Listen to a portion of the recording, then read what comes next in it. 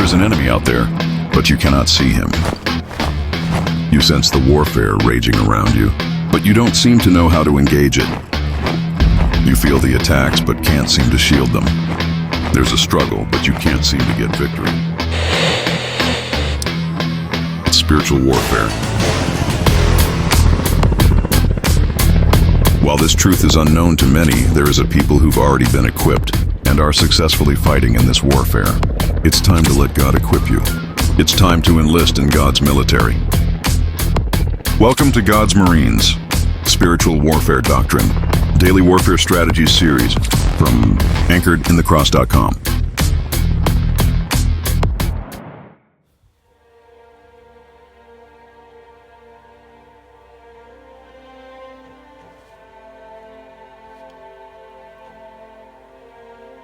Today's daily warfare strategy, a call to arms.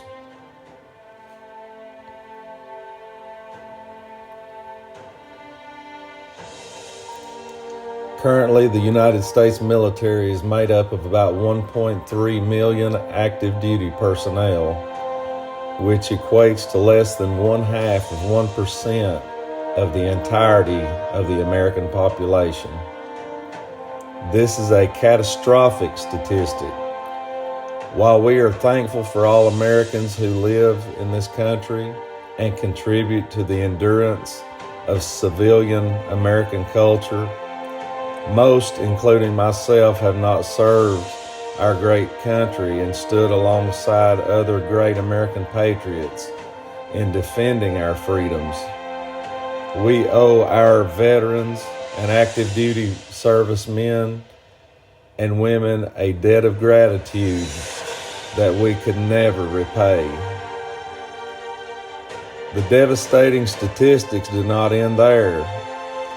Over the last 15 years, the number of people enlisting in the United States Armed Forces has declined significantly. We can have a healthy conversation over what the root cause of this decline is, but whatever reason is for these statistics, they speak to us that there is a growing attitude in our society that defending our country or joining the military to fight our country's battles is not as important to the citizens of our nation as it should be or once was. The same is true in the body of Christ currently. Many followers of Jesus today are citizens but not soldiers.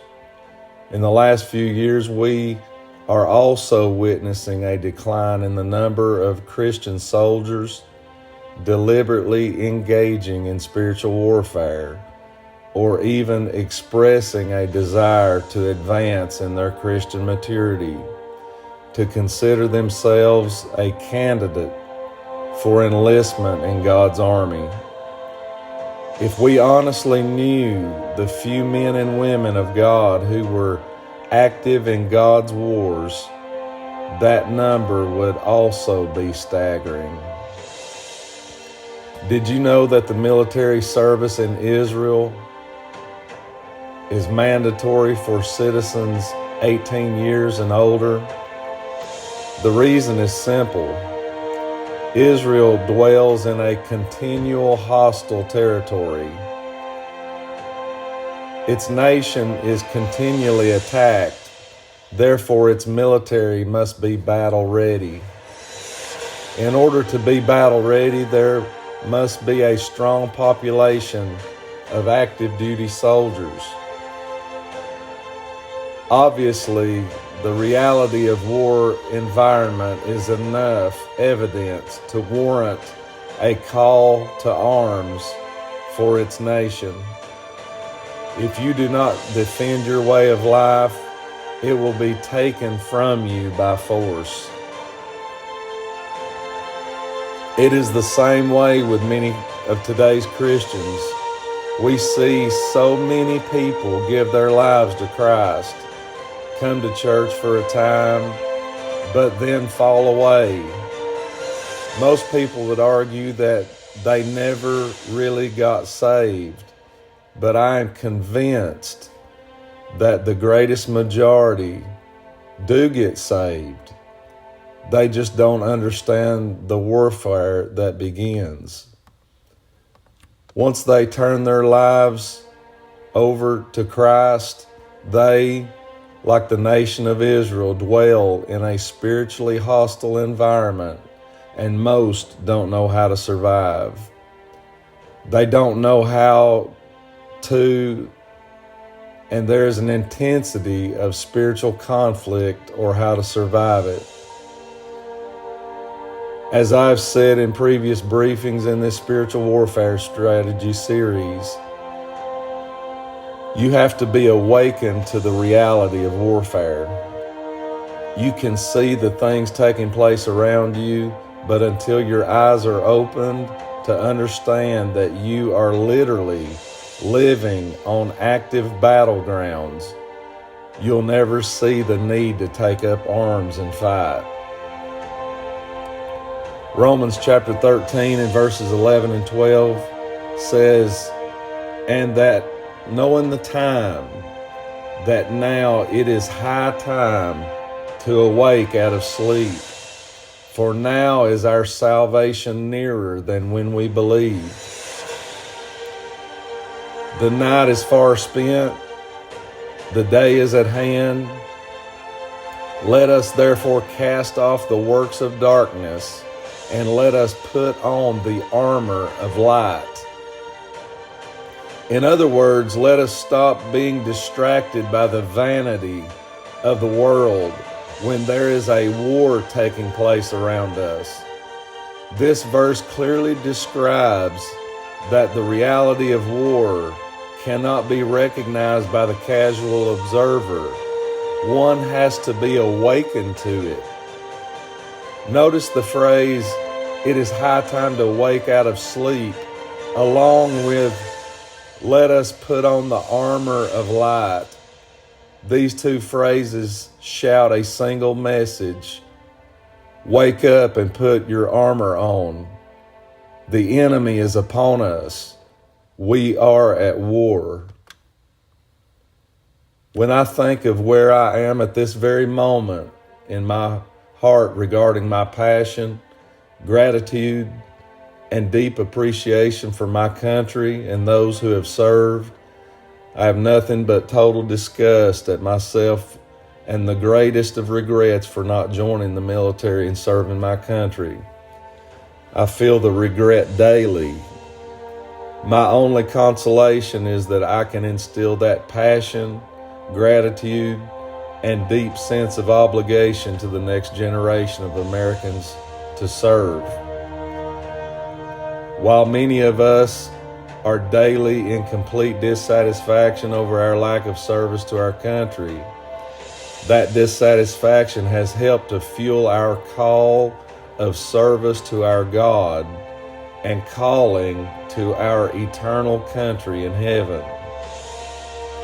The kingdom of heaven is also made up of citizens and soldiers.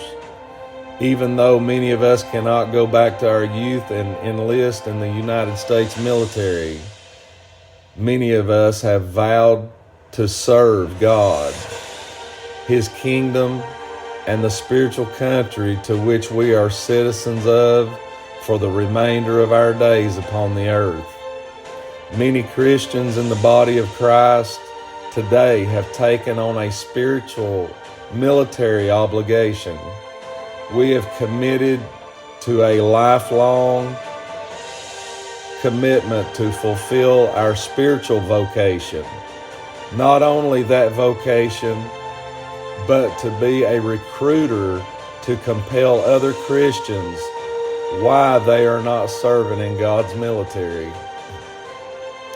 I am completely determined to do my part in helping to educate the body of Christ on all things the Lord has taught me concerning spiritual warfare, so that the next generation of God's people can grow up into Him in all things, according to Ephesians chapter 4 and verse 15.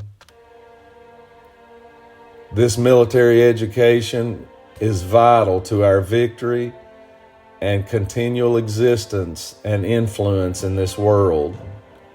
The lost people of this world and the moral decline and the ever-increasing grip of spiritual bondage in our world can and will be reversed as the Church of the Living God comes into the realization of who we serve, the military equipment He has outfitted us with, and the education necessary to achieve these spiritual military objectives. When you know God is on your side and what great victory He has given you, then the remaining variables of this battle are inconsequential. We've adopted a very timid and humble attitude how we deal with all things in the Christian life. This humility is scriptural as it relates to dealing with people, but that humility has somehow bled over into our view of dealing with our adversary, the devil. The church must return to a spiritual military approach to Christianity. By no means am I referring to a military approach in the carnal sense, but in the spiritual.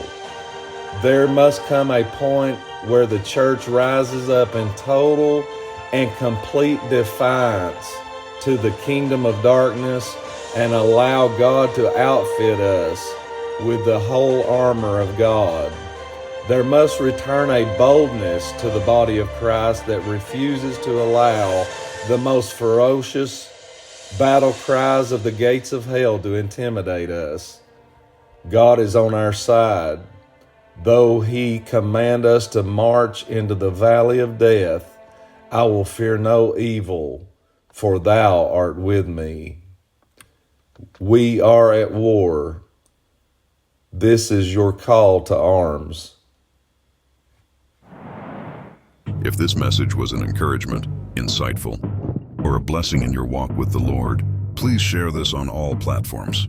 Also, if you enjoyed this content, be sure to visit our website at anchoredinthecross.com for daily devotions, ministry articles, Bible studies, and much more. You may subscribe to our email list and never miss any new content by clicking the subscribe button on our homepage.